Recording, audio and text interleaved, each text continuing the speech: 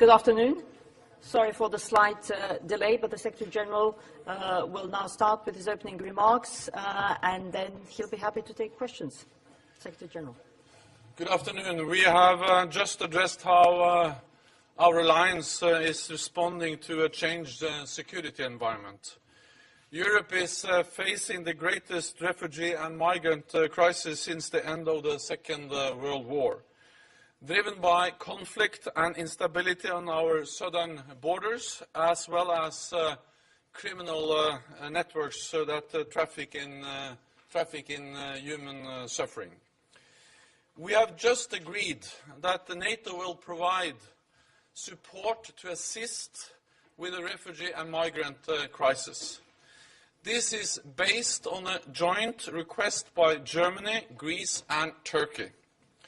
The goal is to participate in the international efforts to stem the illegal trafficking and illegal migration in the Aegean. NATO's standing Maritime Group 2 is currently deployed in the region under German command.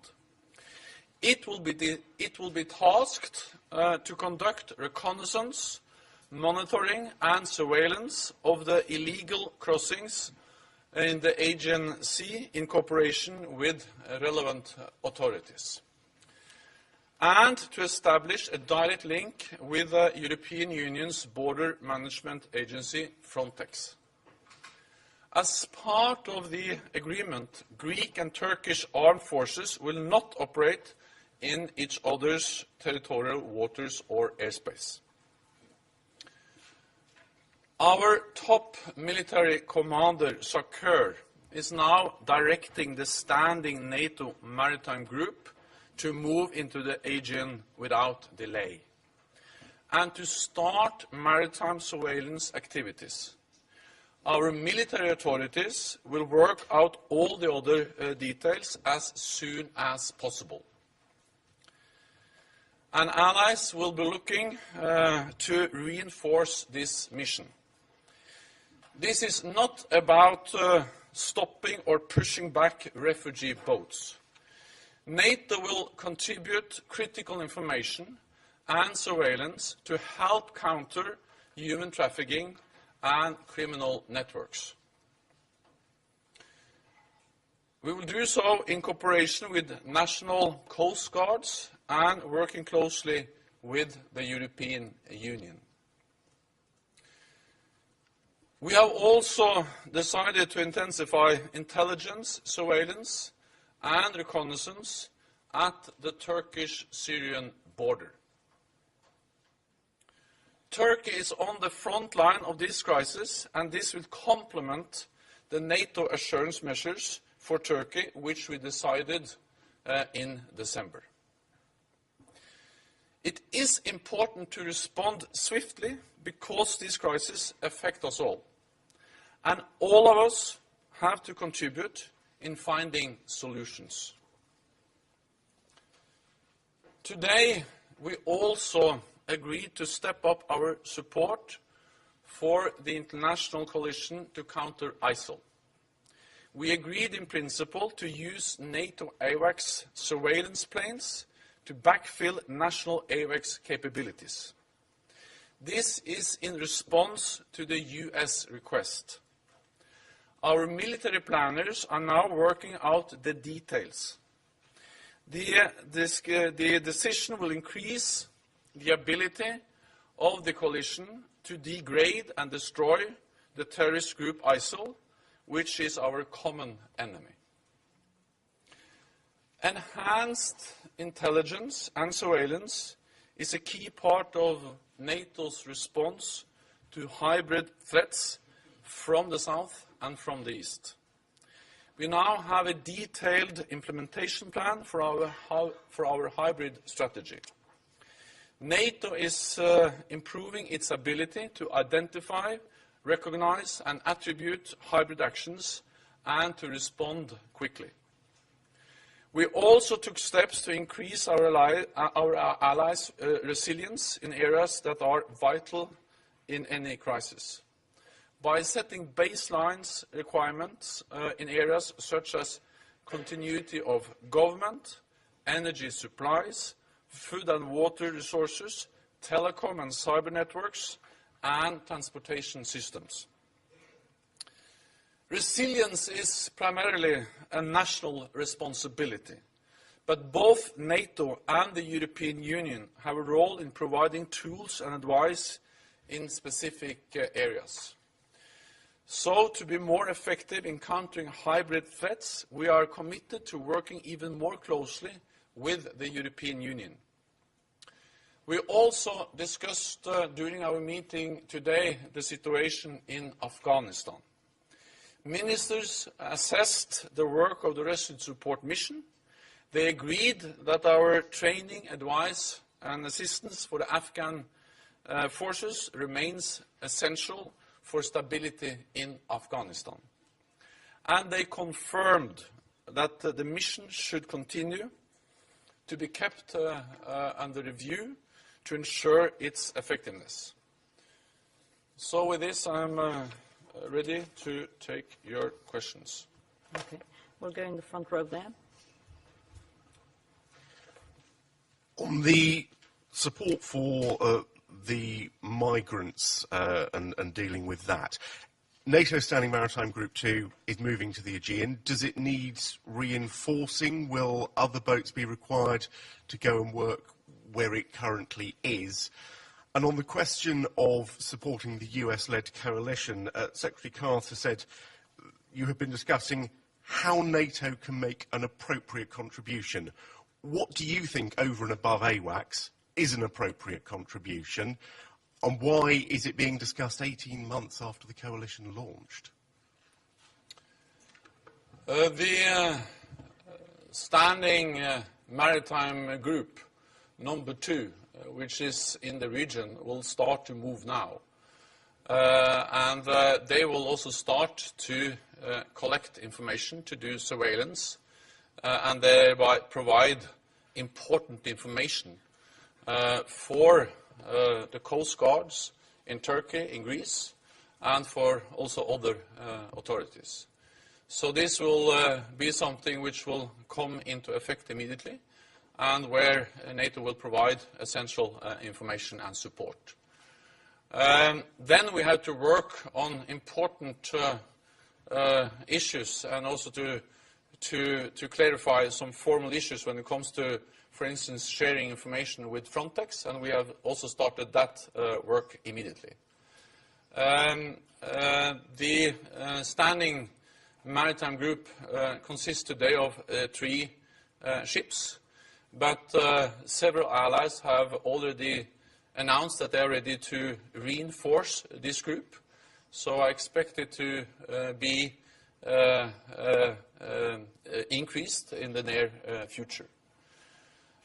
So this is something we do, and we start to act immediately, but then we have to work on important issues related to, for instance, how we organize the concrete cooperation with Frontex and the European Union. And this is about helping Greece, Turkey, the European Union with stemming the flow of migrants and refugees, and coping with a very demanding situation, and helping them to manage a human tragedy in a better way than we have been able to do so far. When it comes to the support of NATO to the counter-ISIL coalition, I think we have to remember that all NATO allies already participate and contribute to the coalition. And for the coalition, it is of great importance, their interoperability, the experience which NATO allies have developed over years to work together in military operations, as we now see in Syria and Iraq. And this is also important because many NATO partners are also part of this coalition. So it is a great advantage for the coalition to be able to utilize the experience of NATO allies and partners. Second, NATO is also contributing to the efforts of the coalition to fight ISIL by our efforts to stabilize countries in the region. We work with Tunisia, we work with Jordan, we do capacity building there, but we also will start very soon training of Iraqi officers. Moreover, I would like to add that what we do in Afghanistan is also relevant, because to maintain and to continue to support Afghanistan is part of a global effort to fight terror and also to fight ISIL. So now we are looking into how we can step up our support. We will provide AWACS that will increase the capabilities of the coalition to fight ISIL. And we will, of course, assess constantly if we should do more. Wall Street Journal. Mr. Secretary General, if a NATO vessel was to encounter a ship of migrants, a boat of migrants that was sinking, it would have a legal obligation to rescue those people. How do you make sure that the NATO mission deters crossings as opposed to encourages them? And do you have any more insight into how NATO will attack the smuggling networks, help Turkey break those down? The important thing here is that what we will do is that we will provide critical information by using our capabilities when it comes to surveillance, reconnaissance, and monitoring the situation, and thereby provide high-quality information to the Coast Guard of Turkey, the Coast Guard of Greece, and also to the efforts of the European Union. This is important, and I think that just our presence and also that we are providing this information will help them and enable them to step up their efforts to cope with the crisis we see in the Aegean Sea. And as I said, we will also increase our surveillance along the Turkish-Syrian border, which is also then a part of this broader picture. We will then sit down with the European Union and to sort out more in detail exactly how we can support them, but we will start immediately with moving the Standing Maritime Group under German command into the Aegean Sea and then start to collect information, reconnaissance and surveillance immediately. And I feel very certain that this kind of support to those countries in the regions, in the region which are most affected, and to the European Union is something they highly value, and is also a response to a request from Greece, Turkey, and Germany. NPR. Thank you, Terry Schultz with NPR and CBS. Back on the coalition efforts.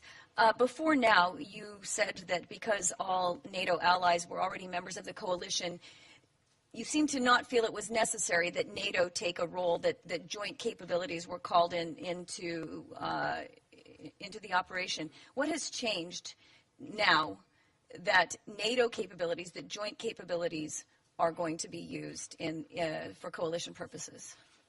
Thanks. What we're going to do is that we are going to backfill national capabilities and thereby freeing up capabilities which these nations or the nation can use in the efforts of the coalition. And I think this is a practical, pragmatic way of providing support from NATO to the coalition, enabling them to step up their airstrikes against ISIL and to step up their fight against ISIL. I have all the time underlined the importance of NATO supporting the coalition, but we do that in different ways. When we do defense capacity building for Iraqi officers, then of course that's a part of also that's an element in providing support for the coalition. And I also very much believe that everything we do to project stability into the region by working with partners as Tunisia, Jordan, is also part of supporting the efforts of the coalition. And this is a global coalition fighting ISIL, so also our efforts in Afghanistan are relevant. So it's nothing new that we provide support for the coalition. The new thing is that we will now provide support for the coalition also with making AWACS capabilities available for national backfilling. CBC. Thank you. Margaret Evans, Canadian Broadcasting Corporation. We have the United States calling for an intensification of the fight against ISIL. NATO is now offering assets, and at the same time, Canada has decided to withdraw its 6 CF-18 fighters. I wonder if you think that that is the wrong message to be sending right now. Do you worry that other partners might be tempted to do the same? I met with Minister Sajan at our, or in connection with our ministerial meeting yesterday, and he had a very strong message, and I very much welcome that, about that Canada will remain a very strong and committed member of the coalition fighting ISIL. And Canada provides many different kinds of assets and support for the coalition. And we discussed, for instance, the importance of what Canada is doing and will continue to do, and that is to train and assist local forces. So not least the efforts of Canada to build local capacity to train forces in the region as part of the efforts of the global coalition is something which I welcome very much. So for me, Canada is very clear. The message is very clear that Canada will continue to support the efforts of the global coalition fighting ISIL. Okay, one last question here. Yes, thank you, Secretary General. Let me go back to what you have said yesterday. You announced the largest military build-up of NATO force in the Eastern Europe along the Russian border, and you also have mentioned that that is because you need the alliance to counter any threat. So could you please be more specific? What kind of threat are you talking about, and what kind of scenario does NATO expect? Do you really believe that Russia, for example, can invade Baltic states?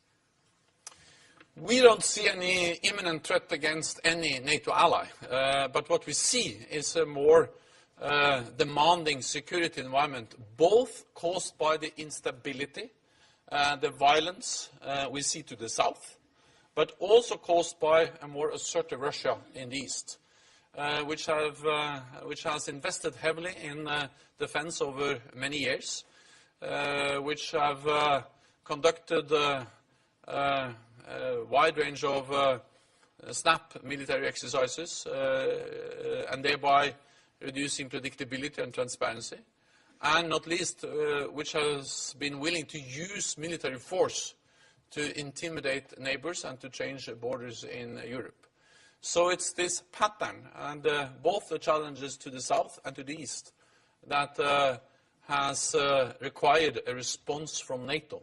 And we are responding by implementing the biggest reinforcement of our collective defense since the end of the Cold War, partly by increased forward presence and partly by increasing our ability to reinforce by, for instance, tripling the size of the NATO response force. So we don't see any imminent threat, but we see a need for adapting to a more challenging security environment, and that's exactly what we are doing. This concludes this press conference. The Secretary General will be back at around 1400 when he'll be happy to take more questions. Thank you. Thank you.